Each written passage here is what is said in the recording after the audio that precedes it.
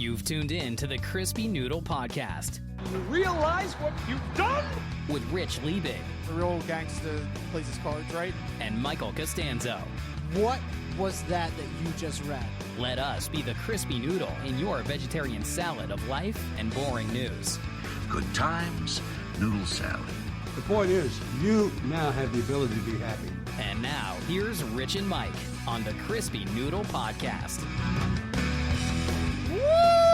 Yeah! How you guys doing? What's up, everybody? It's time for this week's episode of the Crispy Noodle Podcast. Let us be the Crispy Noodle in your vegetarian salad of life and boring news. We are here to give you some interesting topics in the world of sports, entertainment, and odd news. We are going to move right into some things because it is a busy week in Mike's favorite sport. It is the non-playing season. That's right. Down but not out. It is not the off season. This is the non-playing season. Never stops. Yeah, never stopping in the NFL. So we are going to get to all of that news in just a few minutes or so. But before we get to that, Mikey, how are you doing besides the NFL? You are glued to all of the internet feeds. You are glued to TV screens. You are glued to everything with everything so much, free agency. So much glue. So other than the glue stuff, what are you doing over there? The big thing that I've been doing, other than being glued to NFL news, I've been playing Split Fiction. Which just came out last week. Yes, for the new game, co-op game. Yep, a new co-op game from Hazelight Studios, who did A Way Out and It Takes Two. I knew I had to try it out because me and Jordan had such a fantastic time with It Takes Two. I loved A Way Out when we played it back in the day. Yeah. Split Fiction, absolutely just phenomenal so far. Just like It Takes Two, it has different mechanics every other level. Every level requires both players to be on the same page, communicate, work together. It's constantly keeping things fresh and changing. But this time around, the environments and the story are even better. I think It Takes Two was a good story, but a little goofy at times. This story is actually, I would say, more interesting, more compelling early on. The visuals are even better than It Takes Two. So I'm really, really enjoying it. Jordan is along for the ride. The platforming is always the struggle. Yeah. And this game is, I think, at times even a little tougher platforming wise.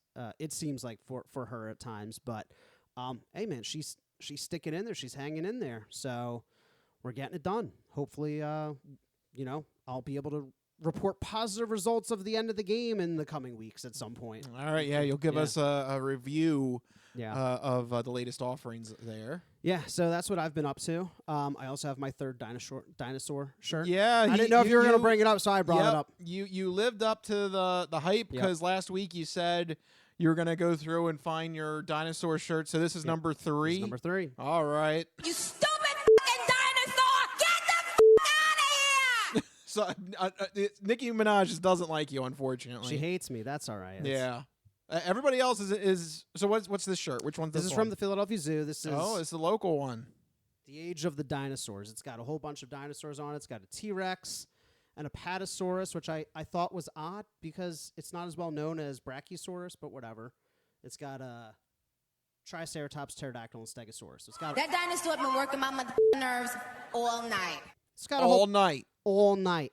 Yeah. So it's got a whole bunch. It's got a whole bunch of stuff going on. You know, that looks like that like soft maroon that the Phillies do for the throwback uniforms. You could probably It does. You could probably pass that off for like a Phillies retro shirt. I should wear this to a ball game. Yeah. And I'd fit right in. Yeah. I think you'd be close. Yeah. You're right. It is kind of like almost like that Phillies maroon-ish. Yeah. Not quite. Not exactly, but you're in the wheelhouse. Yeah. You're close. I don't know if it's good enough for Nicki Minaj though. No. That dinosaur been working my nerves all night. No, nothing's ever good enough for Nicki. She's She's a tough one to please. What can I say? Yeah, sorry. But yeah, so that's what I've been up to: dinosaur T-shirts and split fiction. Rich, and NFL news. But Rich, what have you been up to? This past weekend it was my mom's 75th birthday. Wow. Yeah. That's a big milestone. She had a big milestone. Yeah. Congratulations, Yep. if she's listening. Yeah. Yeah, we did a nice dinner for her. And, Nice. Yeah, it's it's just one of those crazy markers, you think about, but also you're just like, I can't believe my mom is 75. Yeah. Especially my mom doesn't act like it. No, Like, not at all. she is still, she goes to work every day. She still, does her own, everything that she does on her own. She still, cooks. She still handles the house by herself. She drives places. She, if she wants to go see, her grandkids, she hops in the car. She still goes. Like, it's like, I think that's important is staying like active and staying busy and like having something she's to very do. busy for a 75-year-old. Yeah. No, that's awesome. That's awesome. Yeah. So happy birthday, Mom. And yeah, it's just it was crazy that like it hit that milestone. It's like, You know? whoa. Yeah. Like, yeah. So yeah, we did that over the weekend. I guess the only other thing is we've been following White Lotus. Oh, my God. right. I Yeah, love season this current 3. season. Yeah. This current season, I think. Really? I've been finding it a little slow personally. Really? Yeah. Oh.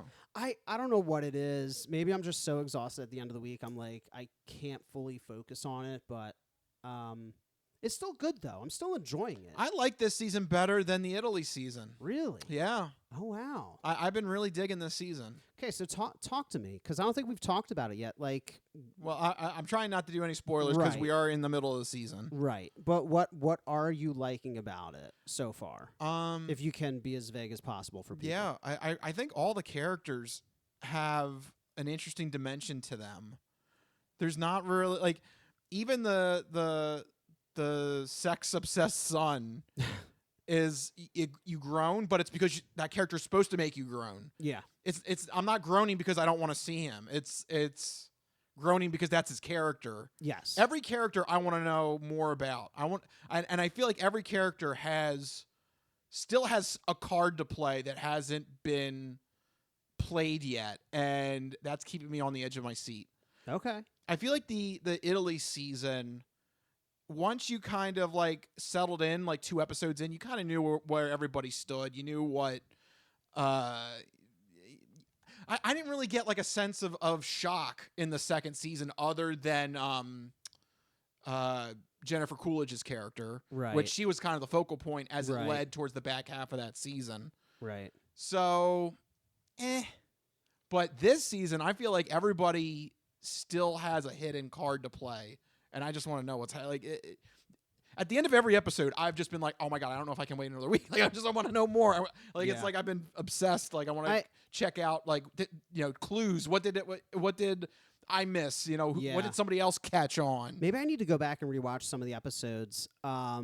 Because yeah, I like the setting too. the setting is fun. I think that's appropriate too for, like, you have this juxtaposition of a reverse whodunit in like a hotel setting where it's supposed to be calm and peaceful and meditative. Right. It's a great like a great contrast Yeah. to that. Especially because the White Lotus location this season is like even more so than the other ones focused on meditation and like soulfulness and things like that. Yeah. And for, crime like that to happen there, you're right, it does offer a nice contrast. I think I see what you're saying with season 2 versus season 3. Season 2 was very like focused on the personal character drama within the isolated groups, but it feels like this one there's more interconnectedness between things at times, and you feel like there's more almost conniving between the different players, whereas last season was very strictly like a character drama, whereas this one is more of a kind of like mystery to unravel. Yeah. So I kind of see what you're saying there. Yeah, Definitely. So yeah. I've been digging this season. Okay. And I hope it ends well. That's really it's the only thing I think that could go wrong is if they don't stick the landing. Yeah, I'm But interested to see I'm how it all interested. plays out. Yeah. Yeah. And the characters in this have been great. Walter Goggins has been having a fantastic 12 months between this, Is he Righteous Gemstones. Is he the Fallout. disinterested boyfriend? That one? Yeah. Yeah. Think yeah, about everything. He's been in a lot the last 12 months. He's been He in has this, been. Fallout. Mhm. I mean, now not 12 months, but I was also thinking of Hateful Eight. He was great in. Oh, He was yeah. also in Sons of Anarchy. He's just been like popping up every now and then in like my my media watching. It's just like, oh yeah, he's great. definitely White Lotus and Fallout. Yeah, There's, two really big projects right there. yeah. So he's been having a great year as far as I'm concerned. And yeah, I'm very interested to see where this White Lotus season is going to end up. Yeah. That's been my it's good to have a TV show where every now and then you just do like a quick Google search. You're like, oh, what's the latest on? Did I miss something? Yeah, see what the community's talking about and Yeah. what they're pulling apart. Yeah. Yeah. I like a show that gets you involved like that. Yeah, and I mean, and that's kind of a similar way to one of my favorite bands, Ghost. Yeah. You know, whenever they release something, it's like, all right, I got to go to Google and I got to re-review what did I just see, because I want to know if I missed something that somebody else caught and link it to something else. Yeah. Which is especially relevant for you because Ghost just dropped a new single. Yeah. Right? So recently. I've just been searching everywhere between Ghost and White Lotus. It's a search-a-thon. That's what I've been doing the past week. So I've been glued to that side of the internet. Okay. Whereas you've been glued to oh boy. the whole football non-playing season. So how about we dive right into that? It's because it's time for our first segment, the Sports Sampler. So you're not good at sports. It's a very small part of life. Sports. In your face. Ha ha! That's right. Sports coming at you in your face. All right. How do we want to break this down? Let's do what? Quarterback moves? Do you think that's a good start? Yeah. right. There's a lot of news. It's hard to keep track of all the Strap news. yourselves in. Here we go. Buckle up, guys. NFL free agency is upon us, and the news is never ending, and it's always changing. But we try our best to capture the biggest headlines, and of course, the biggest headlines are always quarterback moves. The NFL's centered on quarterbacks, so those always the moves that make the biggest waves. And the Seahawks, in particular, are making some big waves.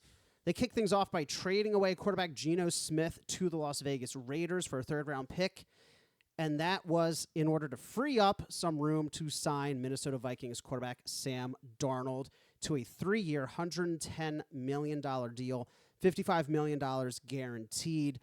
What's notable about this is that the Minnesota Vikings, right, had that 14-3 season with Sam Darnold, revival of his career, but they have a tough choice to make, Darnold or J.J. McCarthy. Well, they let Darnold walk. They're not going to get anything in return for giving up this player, going on and signing this massive deal. What do you think? Mistake, not a mistake, or was it just inevitable? I mean, I just don't know how you don't get anything for him. I'm really surprised they didn't do at least like a tag and trade. Yeah. You know, I'm sure they could have worked out something to disperse the salary that would have been owed to Sam Darnold. But yeah, I'm just perplexed. I don't know how the Vikings let a guy who got you 14 wins. I don't know how you just let him walk and you don't do anything. That just baffles me. Yeah, especially since clearly there was a market for him, right? $110 million. So you think you'd love to get something for that, but as you alluded to with the salary cap thing, a tag and trade, I don't know how that affects things. They might just not have had the room. In terms of getting rid of him in general, it honestly is the perfect opportunity to do so because J.J. McCarthy, coming in after sitting a year, has a chance to play with some incredible playmakers. So this is the year for him to show what he's capable of, right? He's going into a great opportunity. You might as well find out what you have early so you know what you have and how you may need to pivot, right? You want to give him the best opportunity. This is the best opportunity. If they had kept Darnold, signed him to a deal, had J.J. McCarthy sit, I think he misses his window to really play with some phenomenal playmakers. So, well, leading up to this, there was all this rumor and news that was trickling out that the Vikings front office, they wanted to go J.J. McCarthy all the way in 2025. Yeah. So you knew that he was going to be starting, but so they were just sold. And I guess from their perspective, they're like, look, we don't want to hinder our ability to build a team around him. So they decided to bite the bullet, not issue the franchise tag, and get nothing for Sam Darnold. It seems crazy. You know, you figure you tag him to trade him, you flip at least a second, right? Yeah, I mean, you get something in return. You should get, you know. I mean, also, I guess at the same time, I guess that means in 2026 they're going to get a hell of a comp pick. Comp pick, yeah. I think the highest you can get is a third, so they'll definitely get the highest third available, which is not nothing, really. No. So, you know, either way, Seahawks making the first big waves. But you know, the Vikings, they really are going all in on J.J. McCarthy because they also traded away what could have been his possible backup, Daniel Jones.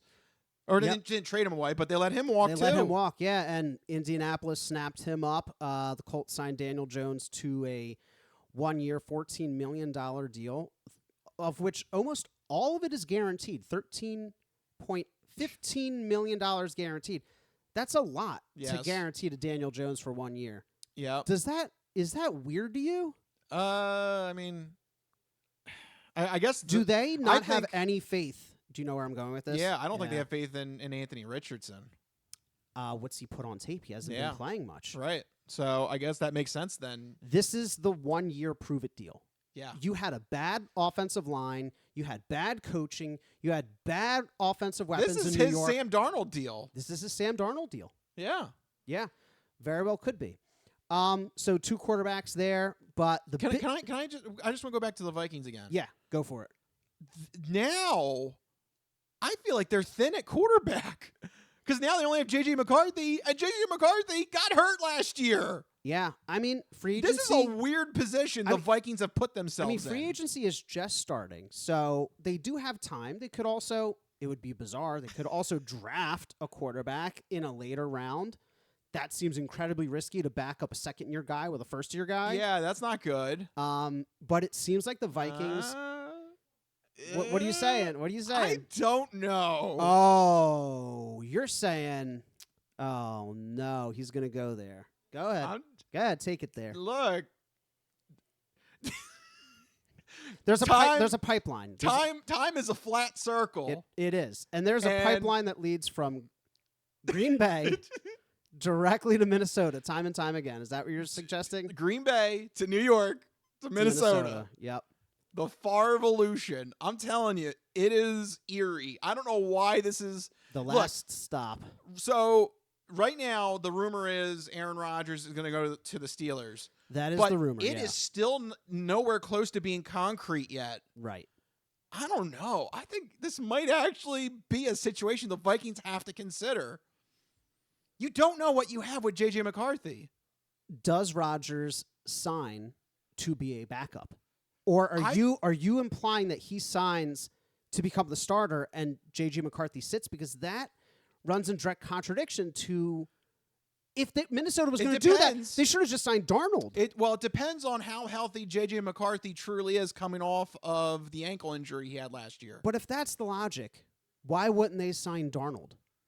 I mean... Like why bring in Rodgers 1 year, $30-some million when you could have done the same exact deal for Darnold? Maybe because it's only a 1 year deal. Well, I'm sure they could have structured it so it was like 3 years, but they cut him after one. No, maybe they didn't want to do that. Maybe they wanted things to. So you're suggesting a 1 year goodbye tour for Aaron Rodgers, plays against Green Bay twice. Yes, get your chops in against your former team. And throw into Justin Jefferson, one of the best in the league right now. Yeah, it's not. No, it's not. It's the Steelers, the Jets. I was thinking, do they face the Jets? I don't think they do this season. But I think it would just be very. I don't know. It's just to me. There's just a lot of weirdness happening with Minnesota. I don't know why they are content with only having J.J. McCarthy, who got hurt last year. Yeah. So he has no playing experience. Right? I think he had to start he got hurt week 1. So he doesn't even have like significant starting experience. Yeah, no, I honestly can't think of anything. And that's it. That's the quarterback room. You got to bring in somebody else. I don't think you have to. I mean, like, traditional logic would say, yes, you should fill out your quarterback room, obviously. But I don't know that I would bring in a guy that's going to command $20 to $30 million this year when I could use $20 to $30 million to find other supporting talent for J.J. McCarthy. In today's NFL, I don't think so. But at the same time, the fact that this is a possibility, you love the narrative. You love the narrative. Yes, and it freaks me out. As it should, because the next stop on this pipeline is him flashing his junk to reporters in the locker room, and then defrauding the state of Mississippi. Yes, get ready, Aaron Rodgers. You're already halfway there. I'm already slightly afraid for Jordan Love. Yes, coming out of Green Bay. You know, but my logic is this: J.J. McCarthy has a great situation, a lot of playmakers around him, being able to throw to Justin Jefferson. Also in today's NFL, it is expected that round 1 quarterbacks, round 2 quarterbacks even start immediately. So they're saying, let's get immediate return on investment. Let's see what we have. He either works or he doesn't. But why spend $20 to $30 million on one guy when we can spread that out to 3 extra guys to fill in the gaps? They're not far off. They went 14-3. If J.J. McCarthy is as good as Sam Darnold, who, mind you, before last season was a below-average quarterback, widely regarded as a below-average quarterback, right? If J.J. McCarthy can just be as good, that team will still be able to compete with those playmakers, I think. Okay, but I just think that's an interesting ask, considering that he does not have that much playing experience. I mean, that is true. That is true. And just look who's available. I don't know. It's weird that he's still hanging out there, is all I'm going to say. It's true. Yeah, he's hanging around. It is curious. But speaking of... he's all high up in the city. He's high above the ground. He's just hanging around. It's Aaron Rodgers. What are you doing? It's a song. It's a song. Okay. Yeah, don't worry. We're just like, don't worry about it. Move on. Yeah, move on. So all these quarterback deals, the biggest one, though, is Buffalo Bills re-signing quarterback Josh Allen. We knew it was coming. 6 years, $330 million, $250 million guaranteed. A monstrous contract. Well-deserving. But is it? I mean, they haven't been able to make it to the big game. I'm kidding. Of course they have to sign Josh Allen, right? Well, I mean, I just feel like it's not his fault. No, it's Josh Allen has been putting up ridiculous numbers. He does everything he can. They just do not have. It's just he is the focal point of the offense. There's nobody else. They need to find a way to get him some weapons. That defense is always like at least above average, right?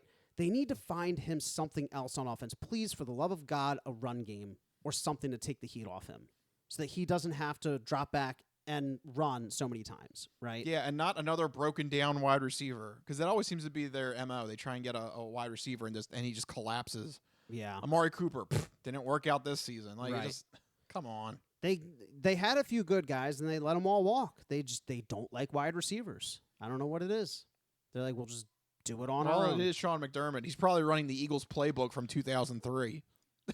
1, yes. 2, he's also a defensive-minded coach, so he's like, we don't need offense. Defense wins. But their defense is good, but it's not exceptional either. So they're kind of just stuck in the middle there. But to round things out, we'll close out with another AFC East team, the New York Jets, signing quarterback Justin Fields to a 2-year, $40 million deal with $30 million guaranteed. It's the Jets, so yeah. Get that money. Anyway. Get that money. Get it while you can, right? Yeah. But moving on, speaking of the Jets, how about the Jets releasing wide receiver Davante Adams, purging themselves of the rest of Aaron Rodgers? Yeah, and apparently Alan Lazard's next. They're saying he's on the trade block. Yep. Davante Adams was snapped up, though, by the LA Rams on a 2-year, $46 million deal. Yeah, you know what that means. What? Goodbye, Cooper Kupp. Yep, Cooper Kupp is getting cut. It also means Aaron Rodgers is not going to be following Davante Adams because Matt Stafford, of course, re-signing there with the Rams. But it also leaves Justin Fields nobody to throw to in New York, which why do certain teams just constantly put their quarterbacks in terrible positions? They got Bryce Hall. He'll be their run game. I guess that's pretty much it. Yeah, you have Breece Hall, who was kind of good like 2 years ago, still pretty good, but is that line good? They let Aaron Rodgers explode his Achilles. So it's just a bad situation. I'm expecting Justin Fields to not have much success there, unfortunately for him. It's just one of those terrible franchises that always seems to not figure it out, Yeah. I don't know. God, I wonder, their dead cap hit is going to be massive this season, I feel like. Well, because of Rodgers? Because of Rodgers and then Adams and, all of Rodgers' buddies he had them bring in. Yeah, right? This is all the wake of Rodgers. Anyway, moving on from Aaron Rodgers, let's pivot back to some other wide receiver news. The Seattle Seahawks, also, again, with the waves that they're making, trading wide receiver DK Metcalf to the Steelers for a second-round pick. The Steelers then turn around and sign him to a 5-year, $150 million deal, and this is where the Aaron Rodgers rumors come in. Obviously, they got rid of Justin Fields. They got rid of Russell Wilson, who's still out there, waiting to be signed.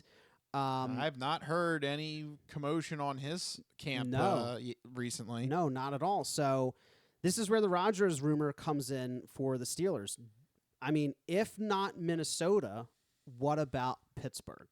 Well, this is probably the most likely spot for Aaron Rodgers. The Steelers need any quarterback. They need somebody back there with a pulse. Is this the best they can do? A 1-year rental? I guess. I mean, they don't have a high enough draft pick. Yeah. Because Mike Tomlin still manages to win 9 or 10 games a season. So they never have a high enough draft pick to go get a top quarterback. Why wouldn't they be in the running for Darnold then? Or maybe they tried and they let him pass. Oh, man. There's some, I know the Steelers historically have been phenomenal, right, as a franchise when you look at their whole history. But recently, it's just, ever since Roethlisberger, just head-scratching decisions. Yeah. Even the last few years of Roethlisberger, weird things, right? Yeah, and it's weird because everyone keeps saying, oh, well, Tomlin hasn't had a losing season. But, but guess you need what? one every once in a while. Yeah, and guess what? Tomlin hasn't won a playoff game in almost 10 years. 2016, I think, was his last playoff win. I guarantee you it'll be 10. Yeah, it probably will be. So, I don't know. This is like your personal purgatory. It is. You need to bite the bullet at some point, rip off the Band-Aid, and have a reset year. You cannot just perpetually go 500 and expect to build, because if you're just competitive enough to stay around the playoffs, that means that you're spending a lot of money. You're not getting good draft picks. So you're kind of stuck in this purgatory. Think back to the Eagles, right? We won our Super Bowl. Then in 2020, we bottomed out. We cashed out Carson Wentz. We bit the bullet, rebuilt in 2 years, went back to a Super Bowl, and then back to another Super Bowl this past year and won it. You got to bottom out every once in a while. It happened right before the Eagles won in 2017, happened right before the Eagles won in 2024. The Steelers have not bottomed out in decades, and so they've not been able to grow that team at all. Yeah, there's some truth to what you're saying. I believe it is. I mean, the LA Rams, they bottomed out after Jeff Fisher. They sold the farm. They won their Super Bowl. Yeah. You need to have that cleansing of the palate, as they would say. Every once in a while, but Pittsburgh just they like the taste of things the way they are, and that is a 9-8 record. That is an appropriate message for Aaron Rodgers, who's going to be 42 this year. Yeah, that sounds right in line. A stale quarterback, stale offense, stale team. Boy, you can't write it any better.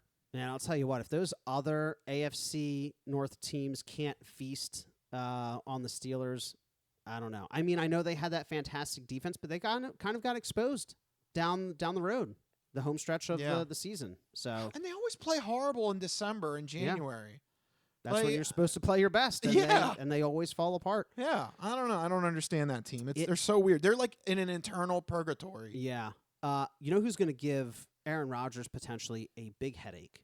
in the AFC North is defensive end Myles Garrett. Because let's get to this. he's not going anywhere because he doesn't want a championship. No, he wants money. All right, we can start at the beginning in case anybody doesn't know the Myles Garrett story. Okay, so Myles Garrett, drafted by the Browns. He's been there his whole career. He this past offseason or this current offseason since I think December. Yeah, he's been issuing this. He's been saying he wants to trade. He wants out of Cleveland. He wants to play for a winner. He wants a chance contender. To compete for a championship. He just wants to play high quality football in a competitive environment. And then the Cleveland Browns do what the Cleveland Browns do, and they backed up a truck full of cash.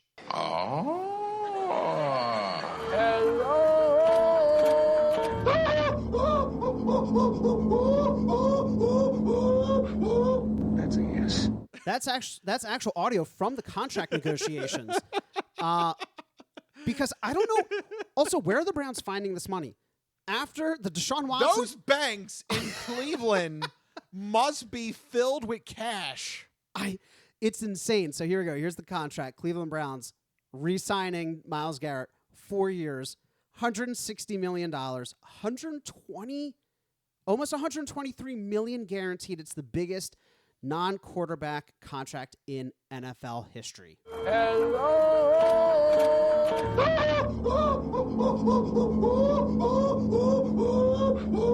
That's a yes. Well, I guess you don't want a championship now. He doesn't want a championship. He wants money. Damn. Yeah. So, and also to go back to the bank thing. Yeah.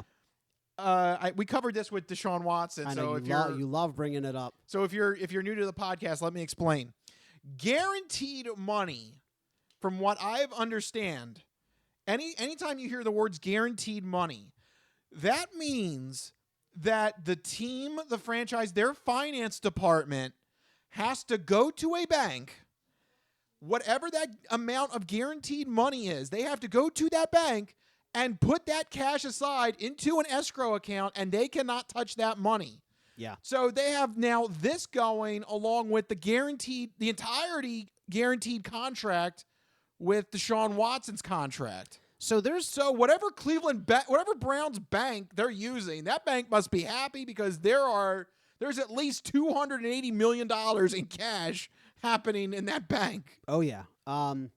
This sounds like the beginning of an Ocean's 11 movie. Yeah, right. Find that bank. Find that bank to hit. It's Cleveland. They don't have the resources to stop you. Just anyway, no. I don't know where Cleveland is finding this money. Just bad decision after bad decision. Why would you not grant the trade? Like, you're easily going to get a first and more for Myles Garrett. You could have got 2 firsts, possibly. That's franchise rebuilding type draft picks. Yeah. When the Eagles had multiple firsts, we turned them into A.J. Brown, Quinyon Mitchell, Jalen Carter. Like, we reeled off all these amazing players from, I think it was like 2 first-round picks where we traded back and collected more. Just bad roster building, bad management. What's Myles Garrett going to do? You have no quarterback. This guy also, you have no weapons. This guy also criticized your team for the last 3 months. Yeah. That this team's not going anywhere. I want to be on a true contender. How would you feel as a teammate? Yeah. I mean, if one of your colleagues came into work and just starts trashing everybody, saying that you all suck, it's terrible, yada, yada, yada, and you're like, okay, well. Yeah, and then he comes back, and he's got $122 million guaranteed. Well, yeah, what do you think the rest of that how that defense is going to feel? Yeah. I just think it's absurd. They have nothing to build on. And so, to me, this is just... Kenny Pickett. Super Bowl winning Kenny Pickett. Super Bowl winning quarterback Kenny Pickett, which we'll get to. Just absolutely insane on the Browns part. Look, the Cleveland Browns said they wanted a Super Bowl winning quarterback. Well, they got one. They got one. They got one. Boy, they really fooled their fans. Yeah. They're like, promise fulfilled. Done. Buy season tickets to pay for all these players we're just throwing money at. Oh, but before we get to the Eagles news, as you alluded to, one final move here that I think is of note. The Houston Texans trading standout left tackle Laramie Tunsil to the Washington Commanders. The Commanders have been striking this offseason to really build their team into a contender. Deebo Samuel, Laramie Tunsil, addressing that offensive line because they got to compete with us twice a year, right? Yep. They're here to stay. Yep. How concerning are these offseason moves to you as an Eagles fan? The Mildly? Debo trade That's manageable. was manageable. This trade with Tunsil is big. Yeah. That is a big get for Washington. Oh, yeah. They've got their sights on the Eagles. Oh, they absolutely They know that they have a franchise quarterback now with Jaden Daniels. on a rookie deal. Yep, it's time to strike on the rookie deal. They got him weapons. They got him protection. They were right there nipping at our heels this past year. Yep. Commanders are going, why not us?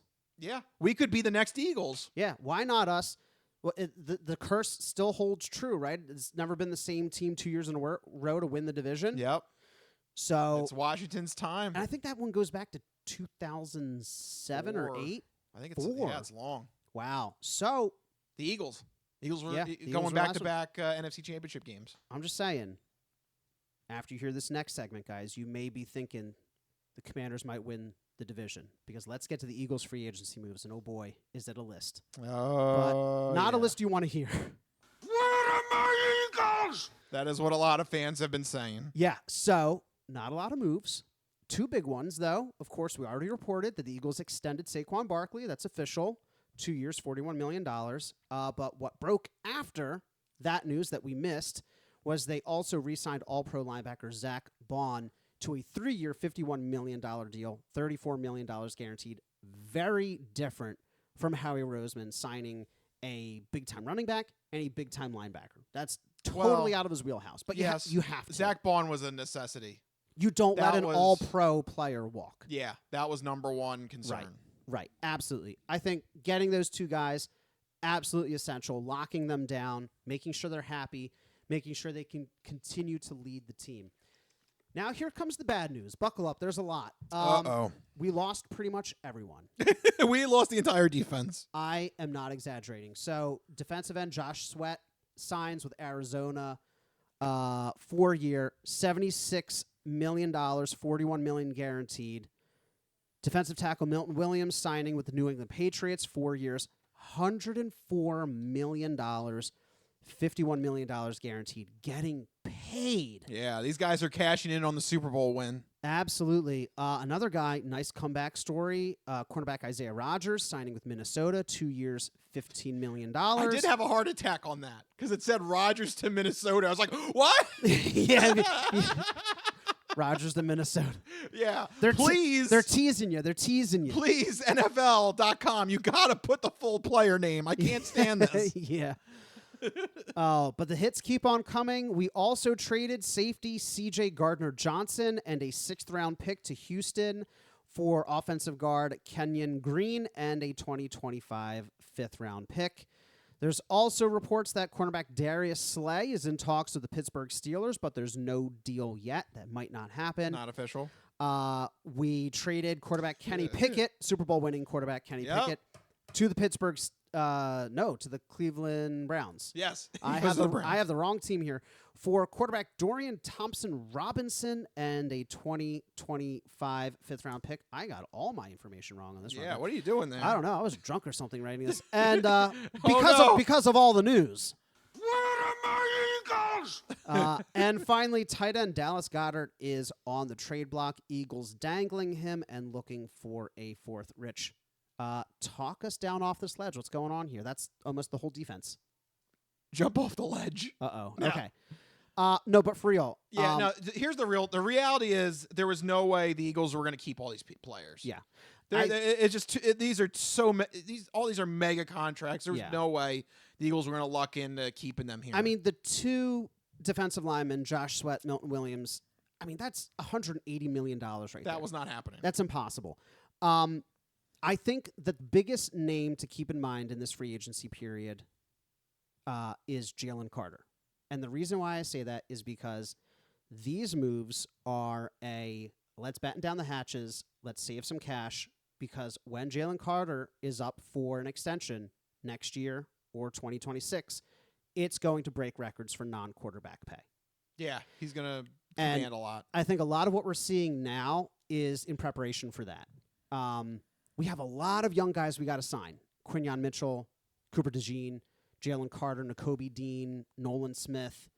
They're all going to be coming due in the next year or two. Reed Blankenship. So you're going to have to say goodbye to some household names, some key contributors. It is really tough to watch, though. And my concern now was I think the strongest positional group in the defensive secondary is now, I think, very, very thin. Yeah, the one I'm really still having the head scratcher is C.J. Gardner-Johnson, because that was not. He was still under contract. It's not like we had to re-sign him. That's an unforced error. I don't know why he felt the need. For a 5th-round pick. I mean, I guess we got the guard, but does that mean Green? But does that mean that Mekhi Becton isn't coming back? I think so. I think that's a sign we're losing him too. I mean, Howie Roseman did say, be patient. It's not going to look like our normal free agency years, but was this still a little shocking for you? This still was a little shocking to see that headline break the news wire, because this feels like an unforced error. Yeah. You did not have to move him. I find it hard to believe there's no money anywhere to keep like one of these guys. Like C.J. Gardner-Johnson is under contract, right? I mean, Isaiah Rodgers signed for almost nothing, $7.5 a year for 2 years.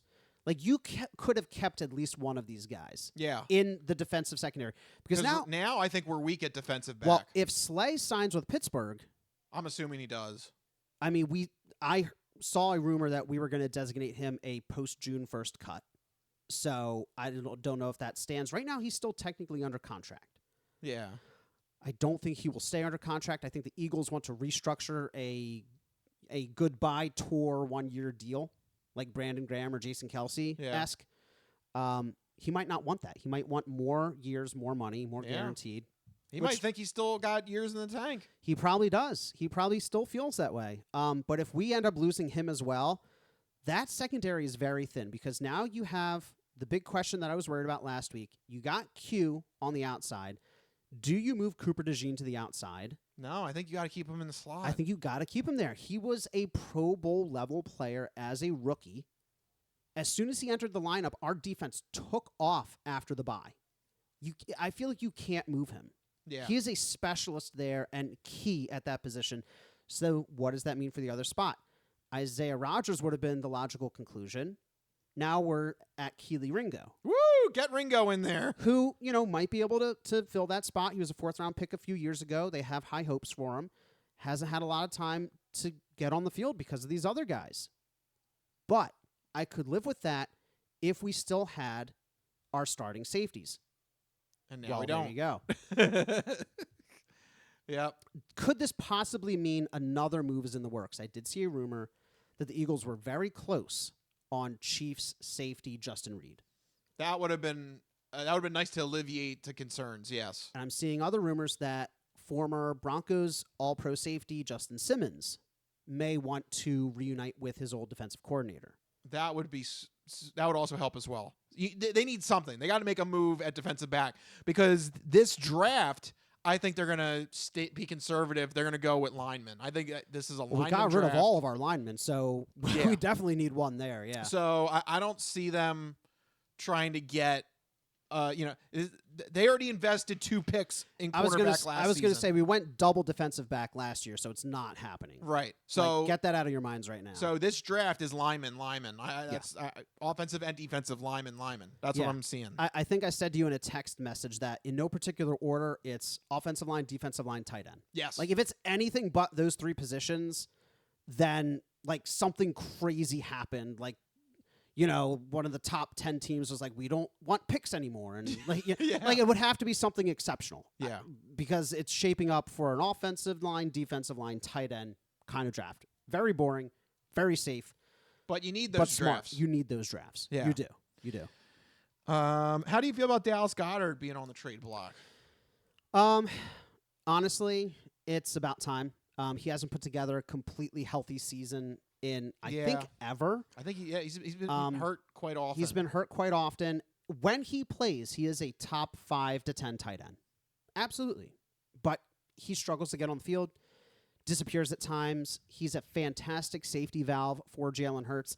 But if he's looking for big money in like the 14+ million range over several years, we just can't do it. Like I said, you have to keep in mind those names that I mentioned: Jalen Carter, Nolan Smith, Reed Blankenship, Cam Jurgens.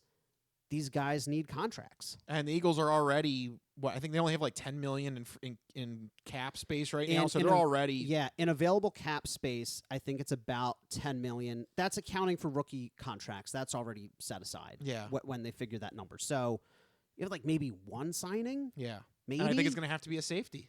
I think that's what you they're going got to have to go after. some kind of defensive back help, whether at corner or safety. You got to find another piece because we're very thin there. Yeah. If we lose Darius Slay, it's going to be pretty detrimental to the team. Yeah, so there you go. It's not looking good. The Super Bowl drain, unfortunately, is a real thing, and it's happening to the Eagles this offseason. Yeah. But there are ways to combat it, so we'll see how Howie tries to play this off.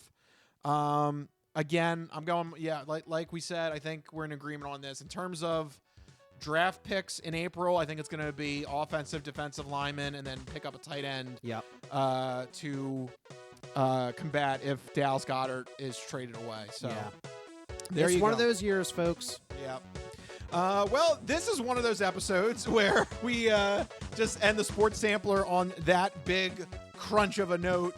But don't go anywhere because we still got the entertainment entree and the non-fortune cookie odd news when we return. This is the Crispy Noodle Podcast. We'll be right back.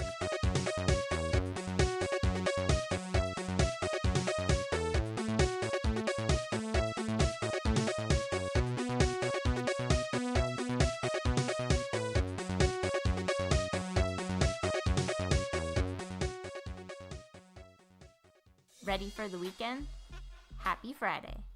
Hi, my name's Marie, and I'm an artist who's been making Happy Friday doodles every week for over 7 years. And now you can own my art collection in this Volume 1 and Volume 2 art series. These doodles span across multiple themes, yearly festivities, various countries, languages, and more. Both coffee table books have something for everyone and are the perfect conversation starter or gift for a friend. Really, anyone who enjoys a good weekend. Available on Amazon, Ingram, BookBaby, Barnes & Noble, and more.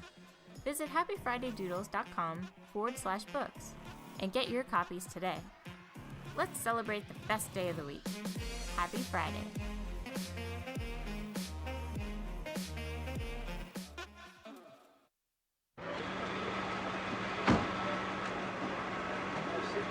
Just a moment, you just assured me that I could speak. Sit down inside the car. We're not assuring anything. We're under arrest. Look, I'm under what? Gentlemen, this is Democracy Manifest. Have a look at the headlock here. See that chap over there? Get your hand off my penis! This is the bloke who got me on the penis before. Get some cups. Why did you do this to me? Hop in the car. Get some cups. For what reason? What is the charge? Eating a meal? A succulent Chinese meal? Oh, that's a nice headlock, sir. Oh, yes. I see that you know your judo well. Good one. And you, sir, are you waiting to receive my limp penis? Now, get your hands off me.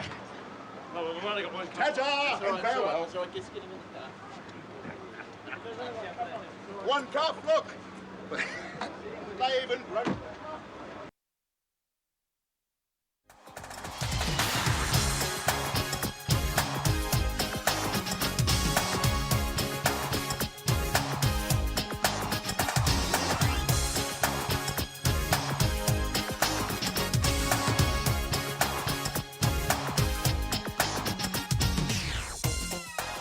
Oh, yeah, we're back here on the Crispy Noodle Podcast. We are still keeping an eye on the NFL.com screen in case anything breaks. Because I mentioned it last week. I have a feeling that like this is going to be one of those nights where we might get like one last breaking news bulletin or something. Because I mean, the league year starts tomorrow, right? The day after recording. Yeah. I think. Right? Well, yeah, I think technically you're right. It's, I don't know. Like, but technically everything is legal when this comes out. But, Right. the tampering window opened up, so they're allowed to talk to players and everything. So, don't know whether or not we might have one breaking news story while we record. And I had a few. I don't know. keeping an eye on things. Because, so. yeah, you never know. But that won't prevent us from getting to other realms to talk about. And our next realm that we're going to dive into revolves around movies, TV, and video games with the entertainment entree.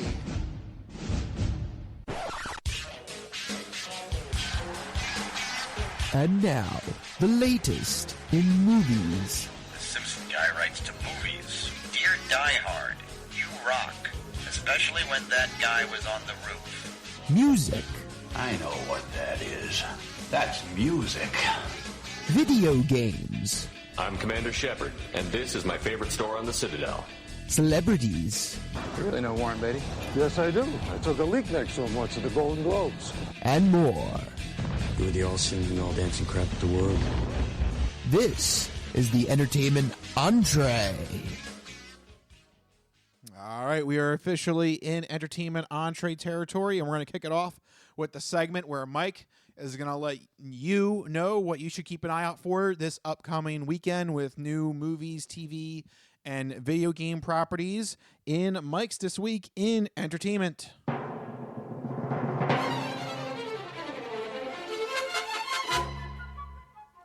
All right, Mikey, what do you got for the people? All right, well, this week is a short one, just a TV show to keep an eye on, Adolescence, coming to Netflix this week. It's a new British crime drama limited series about a 13-year-old boy accused of murdering a classmate, so pretty heavy, dark stuff. But the 4-part limited series is garnering critical praise, earning a 91 on Metacritic. And it's especially noted about how it has very unique filming where every episode is shot in one continuous take.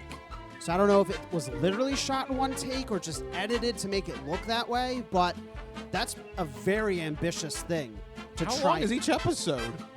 I assume it's a 4-part limited drama series, so I'm assuming in the 40 to hour range. Yeah, that's a long time to do a continuous shot. That seems pretty impressive, though, right? Yeah. I kind of want to check it out just for that. I love when movies and TV shows do those long, continuous takes. I always found it so impressive. So there you go. That's the one show to keep an eye out for, Adolescence, on Netflix. And that's what we're looking forward to this week in entertainment.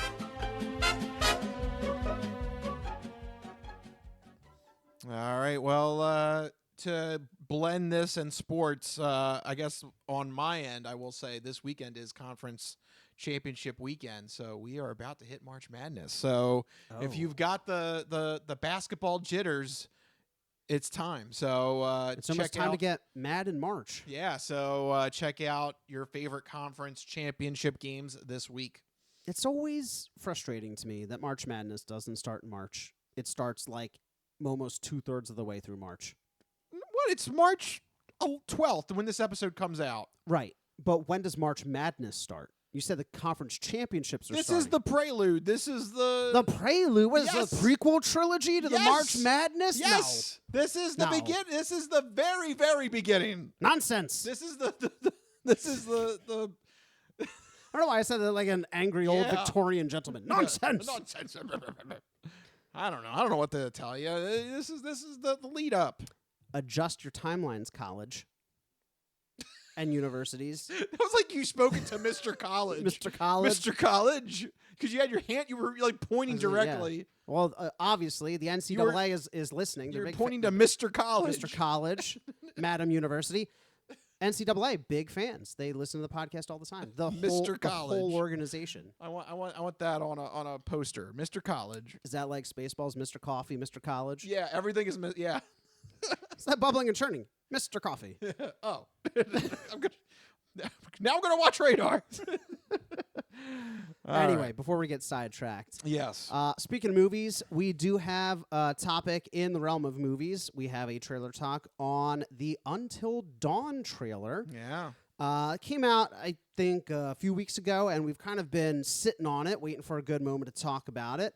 Until Dawn, I think it's safe to say, one of our loved horror games from PlayStation 4 era, I think. PlayStation 4? PlayStation 3? Might be. Was it PS3? Oh, no. Was it PlayStation 3? I think it might be. I don't know. I feel like it might have been PS3. PS3. I said PS3. PS3. PS3, yo. I'm outie. PS3. Yeah, I don't know. It might be PlayStation 4. No, it was 4. Okay. It was 4. Yeah. Whew, thank God. Yeah, it was definitely one of our favorite games. I'm always a big fan of the games where it's choose your own adventure and you have multiple endings and everyone's playthrough is a little bit different. I love those kind of games. I think that adds increased replayability. Especially that first Until Dawn. I think they were one of the premier games from that generation to really nail it. Yeah. The big gimmick was any character can die at any time and the story continues. Yeah, you just keep playing. There's no reset. There's no game over. You just go forward with whoever's left alive. Yep, and that's your story. I thought that was so unique because really, truly, I think there were like 8 characters that could die. So everybody has a unique blend of characters who are dead or surviving at the end. And it's perfect for a slasher type story. Yep. So does that, though, translate to a perfect film adaptation? Yeah, I don't know. That's the big question, because how do you translate something like that to film? You do it by doing the same scene over and over and over and over again. Which is exactly what the film is doing. So that's the gimmick of the film.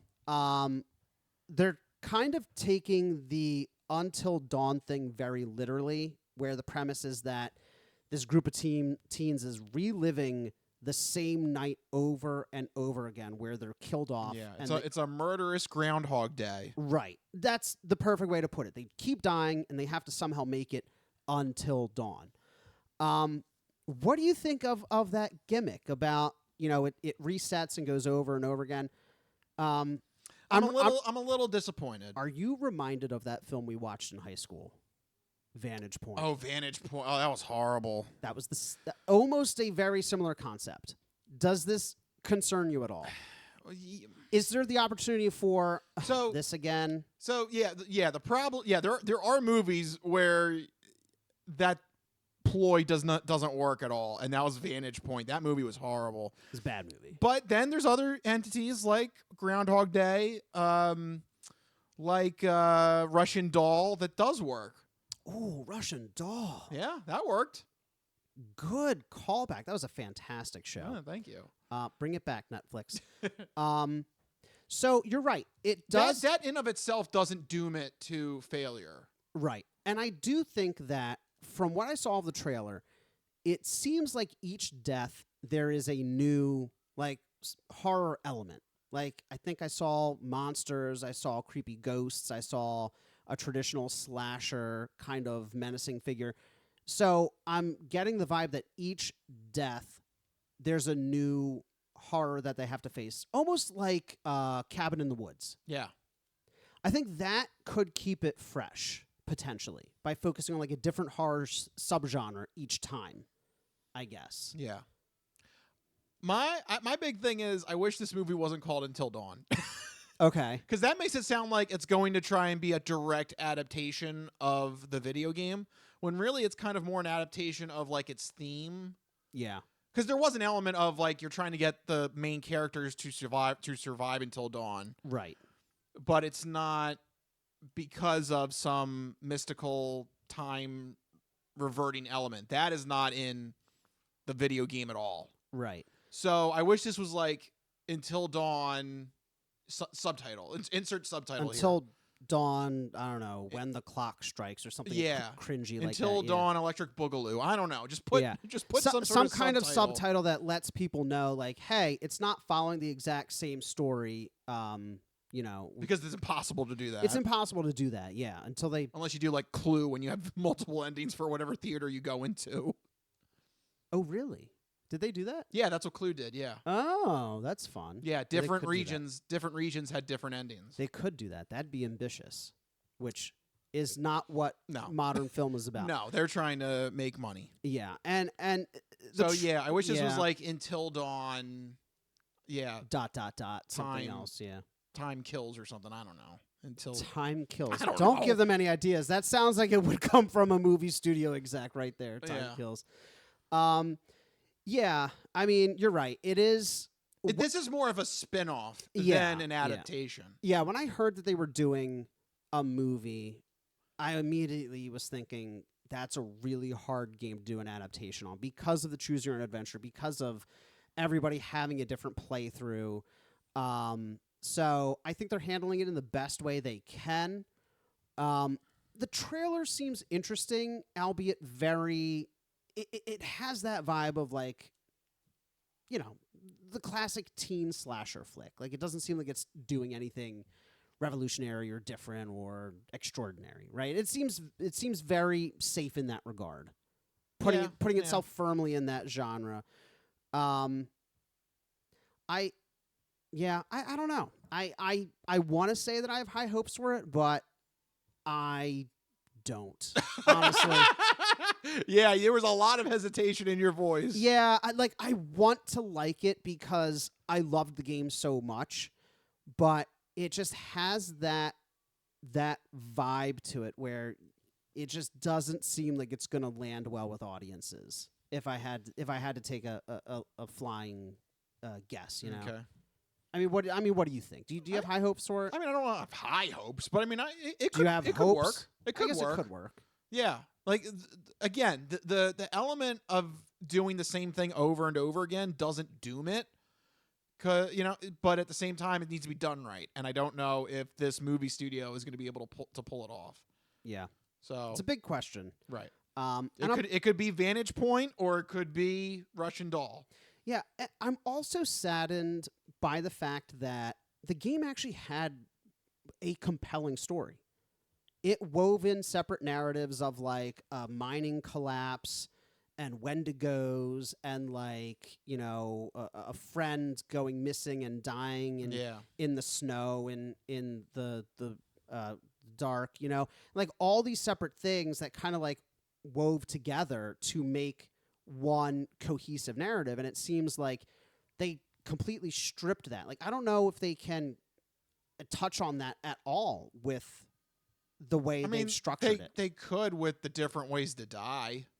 I mean, I think that's the thing that concerns me is, are they focusing too much on like people dying aspect of the slasher horror film? Like, I know that's the primary thing, but if each rewind is just a different way for a different monster to kill them and it's going for pure shock value, I'm afraid that it's going to be very shallow. Where I thought the game had some depth to the narrative with all the different stories coming together, and you're like discovering, it was almost like a mystery at times, trying to figure out how they all wove together, right? And that's what it felt like for me. Right, and you didn't know what was real and what wasn't, too, with that game. Right, exactly. It left you guessing, and it required all the different branches to come together to get the full picture. So, you know, like I said, not high hopes. Until Dawn, Some Electric hopes. Boogaloo. That would have been better. Yeah. Give it a subtitle. Yeah. I wish they would have just picked a golden path and just written the story. You know? I mean, like, I don't know. Sometimes you get these games where it's like choose your own adventure or multiple endings, and they're like, oh, how do we capture that essence? I think it's better to like pick, like, decide what the correct path is and just tell that story. That's what's kept Mass Effect and BioShock out of movies and TV so long. How do you not piss fans off, right? With all the different endings and all the different variables. Just pick a path. I think people just want to see it more than they want to have their version of the story. Agree or disagree? Yeah, I don't know. I don't know if I would support that. Oh, really? So if you were presented with a Mass Effect TV show where it was Fem Shep, you know, romancing somebody who you didn't romance, kills the people you didn't kill, you'd be like, bah, that's not my Mass Effect? You wouldn't be dying to get back into the universe? Yeah, because that's not the way. It would bother me more that there's an official correct path. I don't know. There's something weird about that. Okay, I can see that, but even under the guise of this is an adaptation, it's not your Shepherd, it's an adaptation of that world and that story. Because the beats are still the same. Your Shepherd is unique, but the narrative remains the same across all Shepherds, roughly. I think you would have to change more aspects to the adaptation. Okay. If that makes sense. I don't know, like, I want it to be, if you're going to go that path, I think you need to be different enough that it's its own thing. Kind of. Does that, I don't know if that makes sense. It does. I think it's a big ask. I would rather you do that than try and choose the correct way to play the game. Yeah. Because then it's like, oh, well, then I guess I didn't play the game right. Or like, screw me, sorry. Like, I mean, I guess they're they could solve that by eliminating characters, eliminating side stories to kind of make it different enough that it's not where you feel there's enough separation. Yeah, right, yeah. I like that. There needs to be separation. Like, oh, okay, I understand why Shepard didn't romance, Garrus. Garrus isn't in this one. That'd be insane. But that's just an example. Something like that. Right, right.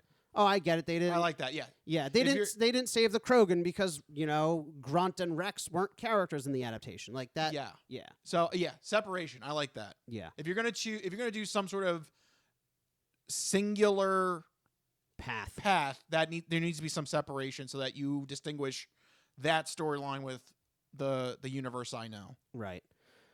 They haven't cracked it yet. That translation of choose your own adventure games to screen media. Yeah, that's tough. Someday they will. Maybe Until Dawn will be that film. Who knows? Or will it be Beyond Two Souls? Yeah, so alongside the Until Dawn talk, also was recently announced that Beyond Two Souls, another video game, is in the works for a TV show. And this one is interesting because it's being produced by the game's star, Elliot Page, who acted in the game. Yeah. And along with William Dafoe, right? Willem Dafoe was in the game as well. Love to see both of them reprise roles or, be involved in an acting capacity. That'd be cool. We have an official quote from William Dafoe.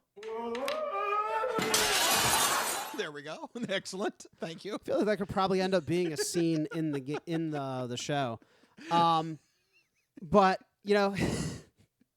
speaking of how games, stick to or deviate, how adaptations stick to or deviate from the source material, the early reports say that the TV show will stick very close to the non-linear storytelling of the game, and that the original creator, David Cage, is directly collaborating on the project, which I think is absolutely essential in adaptations. We saw that work incredibly well for The Last of Us.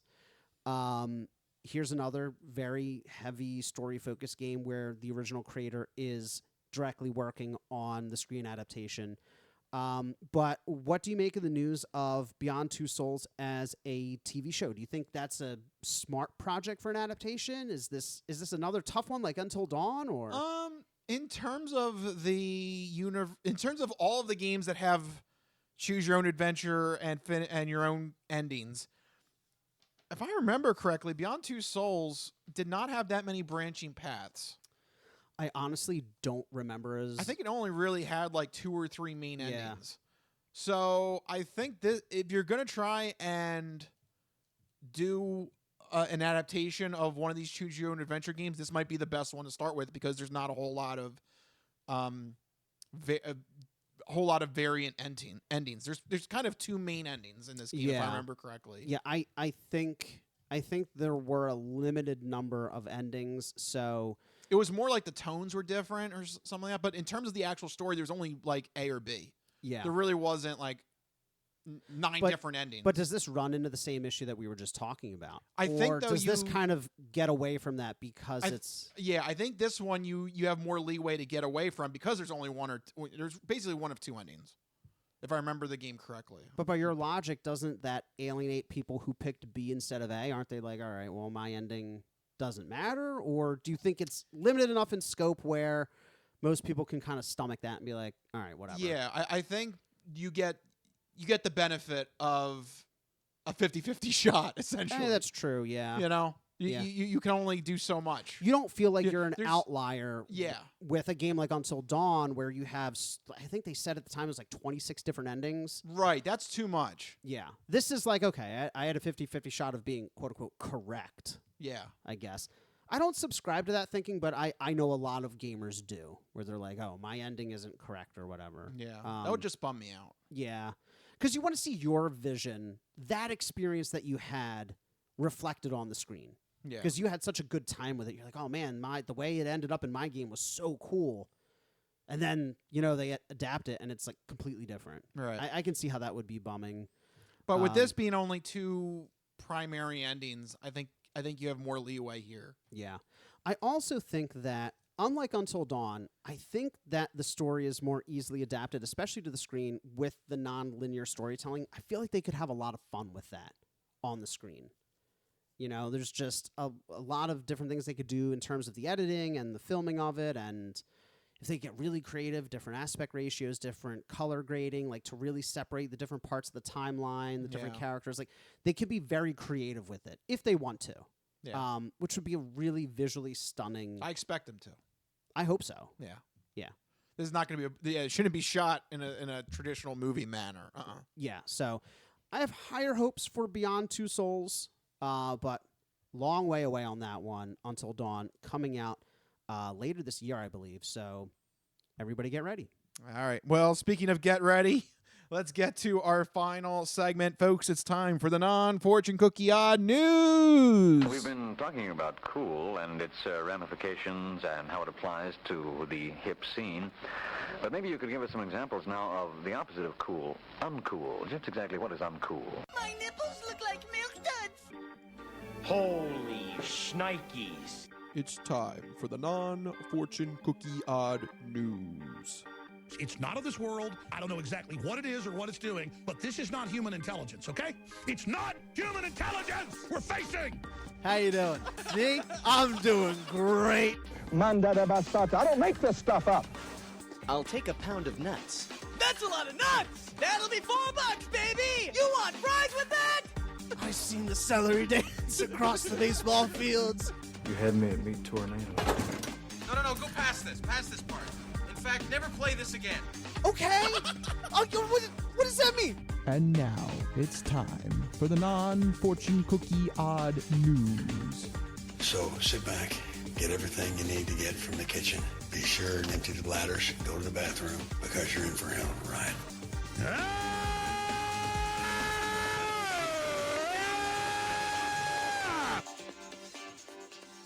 Odd news. That's right, everyone. It's time for the non-fortune cookie odd news here in this segment.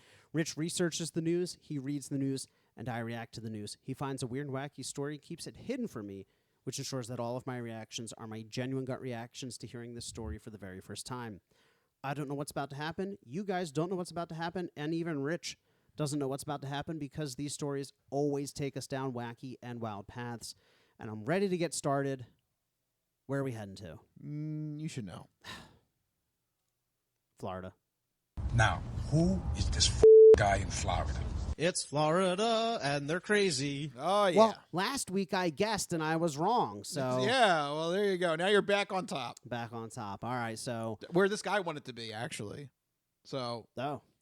Let's jump right into this. Let's jump right into it. Yep.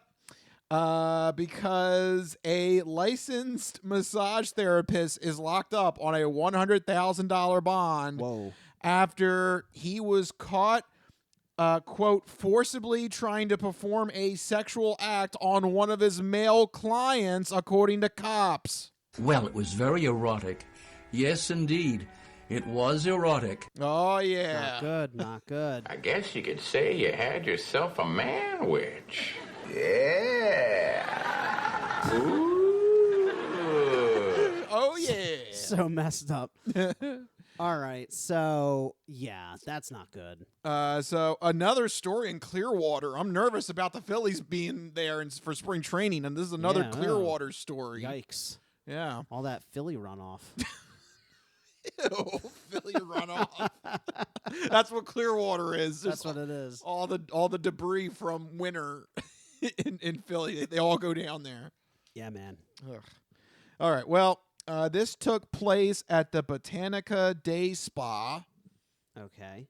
Should I look it up to see if it's a reputable place? I mean, it may not be now. It may have gotten the flogging from this odd news story here. We're going to talk about the case of 45-year-old Hector Posadas, who previously had a 4.8 stars on Google reviews. Oh, so it was doing good. Wow. Hector Posadas performed massages and skincare treatments.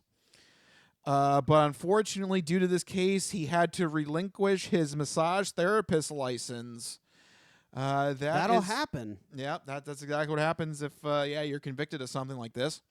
The victim was interviewed by cops, and he claimed that towards the end of his massage session, he was lying on his back, and that's when Posada first tried to lightly touch his penis.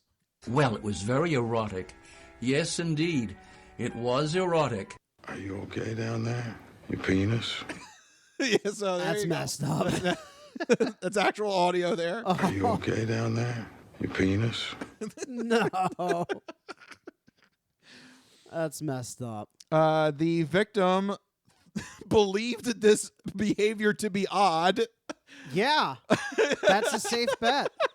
He's like, boy, this is not like the other massages. By practically, you mean not really. At first he said I just assumed it was a mistake. Oh, that's nice of him. He tried to give him the benefit of the doubt. A hand brushes, Yeah. it grazes. Right, you You know, know. I guess a massage is an intimate thing. This is the kind of thing that just tickles my balls. Why is Negan so appropriate for this story? Yeah. Negan's having a field day with this Negan one. was a masseuse in a previous life apparently. Yeah. All right. So here's something else too. He has his underwear on. So this is not a fully nude massage. Right. You know, sometimes you have to do... Maybe the masseuse doesn't know that. He's trying to get in the underwear. I don't know. Because the towel's still over him. Yeah. You're not laying in your there's still, they put the little privacy towel on you. Yeah, well, unfortunately, I don't think Posada got the message here. Because at this point, that's when Posadas decided to reach under the victim's underwear, grab the man's penis, and put it in his mouth. Are you okay down there? Your penis? Holy crap! You are creepy as shit. Yeah. That escalated so fast. That went from 0 to 100. Oh my gosh. Boom. Yikes. But also, that requires a lot of maneuvering. I think it moved. Yeah, it might have. But, I mean, that's what happens when something that aggressive happens to you. Oh, my gosh. The victim at that point leapt from the table. Yeah. Yeah, boy, boom. Yeah. He's like, Sprung into action and left the business immediately to alert the police. He really must have really done this right away and did a good job of, keeping his area, relatively undisturbed. Because the cops were able to perform a full DNA analysis on his penis, scrotum, and genital area. Wow. Are you okay down there? Your penis? Yeah, I guess he is okay down there. Well, if it leads to an arrest, yeah. And they were able to confirm that DNA samples from Posadas was marked in the groin area. This is the kind of thing that just tickles my balls. So, yeah, he was able, I guess he was undisturbed. He went straight to the cops probably. Yeah, you just know? booked it. He's like, oh, you're done. Yeah. Homie ain't playing around with this. Nope, not at all. Although I will say, the maneuvering required for that, because you said he had his underpants on, so I don't know. That's just I don't know. That's just a lot of maneuvering. That's a lot of he had to make sure, and he leapt, so he's in motion, but he has to get his pants on because he's going outside. Yeah. Like, this is a lot to deal with, and he There's pulled it off. There's a lot going on. Yeah, and for them to get a clear DNA sample of Posadas. Yeah. So this guy did a good job making sure everything was undisturbed. Undisturbed. Preserved. I don't know what preserved. I don't know what you describe it as. I don't know. Yeah. All right. So yes, the police were able to confirm that the DNA was Posada's, and they found the DNA sample all over the place down there. Oh God. During initial questioning, Posadas denied that the incident took place. Yeah, but your saliva is on the other guy. At one point, he claimed that, quote, he must have spit while he was talking. Oh. But spit under the underwear? So he like lifts it up, he's like, P'tuh. Like, what? Come on. 'Cause you done goofed. So basically, this guy is Sylvester the Cat. Like, that's the kind of liquid that's coming out. Just spewing, just fountains. And why are you talking during the massage? Isn't it supposed to be like quiet, like You relaxation? think it's supposed to be like relaxing? Yeah. I What don't is know. it? It's a sports massage? Like, hey, how about them Phillies? He's just spitting everywhere. You watch that spring training game? And somehow it gets inside the underwear. Again, I it's just, oh man, I don't know. Not a finger! No, it wasn't. It was a mouth. Yeah. That's awful. That's terrible. What you need to have, like, I don't know. You need to have a player or something to have. I don't know what, something that really produce a lot of spit.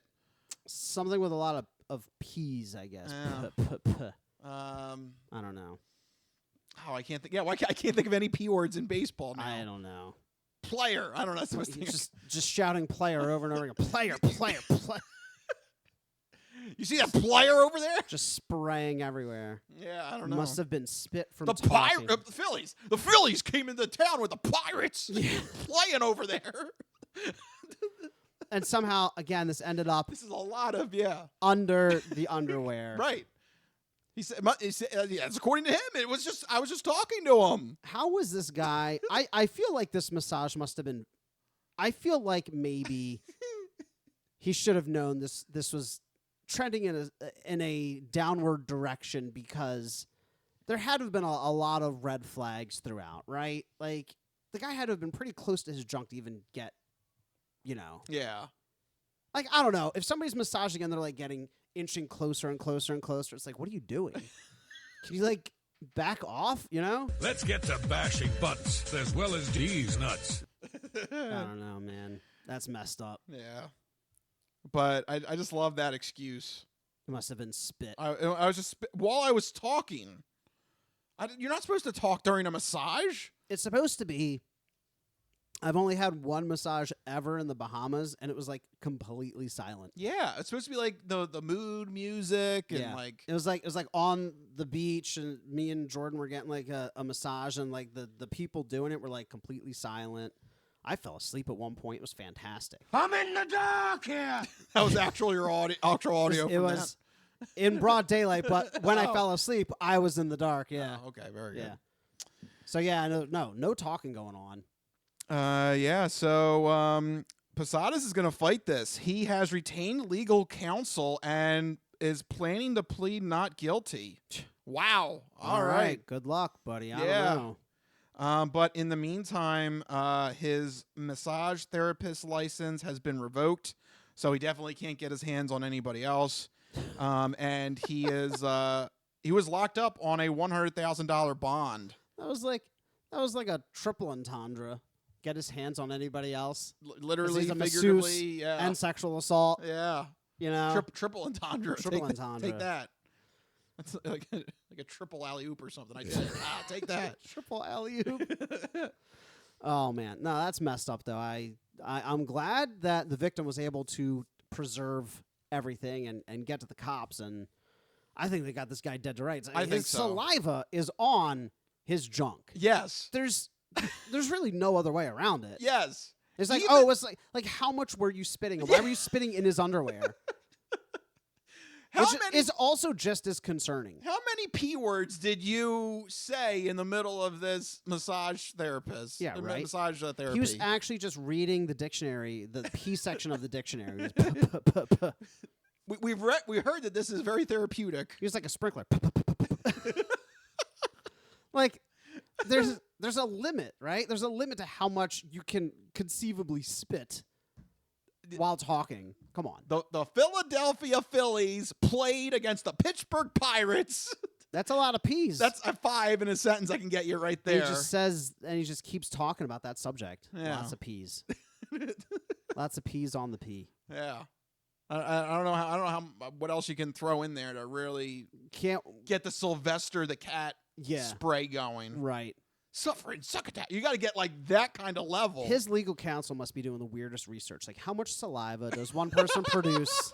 Just Googling, like, how much spit in talking. Yeah. I mean, that's his only defense. They bring in like a spitologist. That is literally his only defense. That's what he claimed to the cops. That's what he said, yeah. Because there's no other reason. Why would your DNA be on his junk? Because you can't walk that back. You'd be like, oh, never mind. I didn't spit. I dropped a bottle of spit on him. Like, I don't know. I was carrying my own bottle of spit. I was carrying a bottle of saliva, and I tripped. And it just went everywhere. Whoops. I'm so clumsy. My mistake.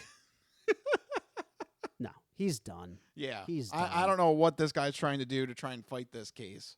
$100,000 bond. Yeah, that's a hefty one. You're not getting out of there soon. The court knows he's done. Yeah. Like, dude, why are you going to fight this? Come on. Save us all the time and energy. Yeah. Right? Are we really going to have this go to court and we're going to have to go through drag it all out? Yeah. Like, come on. We have your DNA on his junk. Yeah, that's physical evidence. They got it. Please, come on. Save us all time. Are you okay down there? Your penis? That mouth did some major damage. That's so messed up. Yeah, Oh every my God. Negan clip kind of works in this story here. That mouth did some major damage. Yeah, it did. It did some damage. All right. That's awful. Oh, my God. All right. Well, you know, it's an awful story for, that you had to go through it. But I think this is pretty much a shut case. Oh, yeah. I don't think this guy's getting off. No, it's open and shut. Well, this he guy's might be getting off in a different way, but he's not getting off on the case. No, that's not happening. So prison might be just the place for him, though. Well, it was very erotic. Yes, indeed. It was erotic. Yeah. Yeah, he's done. Yeah. So there you go. Just some of the balls on people sometimes. Oh yeah. People need to behave I didn't do themselves this. at massage parlors. Yeah. We've had too many massage stories in the past few years between Deshaun Watson and what's his name, the kicker, Justin Tucker. Yeah, Justin Tucker. Yeah. Now the odd news. Just like, yes, it's an intimate thing, but just be chill. Yeah. Don't be weird about it. Don't commit crime. That's always a good one. Don't commit crime. Don't commit crime. Michael Costanzo. Do. The more you know. The more you know. I want to get. It's a pretty simple adage to live by. Don't do crime. I want you now to get that on a poster. Don't do crime and have it hang up in all the offices. I'm gonna put it on a bumper sticker. Yeah. Don't do crime. Michael Costanzo. Yeah. 2025. Yes. People are gonna be like, "Wow, who is that?" Yeah. He's such wise words. Yes. Motivational speaker, Michael Costanzo. Absolutely. Words of wisdom to live by. Yes. All right. Well, it is getting late, unfortunately, so that means we have to start wrapping up this show. What a whirlwind between free agency, video game movie adaptations, and a weird time at a Clearwater masseuse parlor. A lot of stuff going on. Yeah. And I'm sure more things will continue to happen. So that is why you need to get every episode of the Crispy Noodle podcast to your ears, whether that is through YouTube or on our YouTube page. Make sure you go to our YouTube page, Crispy Noodle Podcast, hit the subscribe button, and you'll get the podcast sent to you every week. or whether it's on Spotify. We put the video podcast up on Spotify, so you can watch it there, but you can also listen to us as an audio-only podcast using Spotify, because you can put it on in the background and enjoy us that way. But also, you can put us on Spotify through Android Auto and Apple CarPlay, so you can take us on the go with you. So if you're going down to Clearwater for Phillies spring training and you need to be warned about creepy masseuses, there you go. We'll help you there with Android Auto and Apple CarPlay. Take us on the go with you so you learn these things before your trip. That's right. Yeah. So many ways to get to check out the Crispy Noodle podcast, but if you need to get in touch with us individually, you can find us on Blue Sky. On Blue Sky. Yeah. That's right. Yep. We're on Blue Sky. Take that. I am at Mikey Costanzo, MikeiCostanzo. Good luck getting in touch with me. And Rich is... I don't check it. Not that I checked the other one, but... Yeah, come on. Check it out, Mike. Yeah. I will. The new hotness. But what's your new Blue Sky? It is at Rich Liebig, RichLiebig. So go to Blue Sky, directly message us there, and let us know what's happening in your world. Or if there's an idea you want us to talk about on a future episode, let us know. But for right now, we got to wrap this one up. This has been the Crispy Noodle Podcast. Let us be the Crispy Noodle in your vegetarian salad of life and boring news. All right. Woo. We did it. We did it. Yeah, got through it. That'll do it. We'll see you guys next week. See you guys. Later. Bye-bye, all you fine peoples. Good night.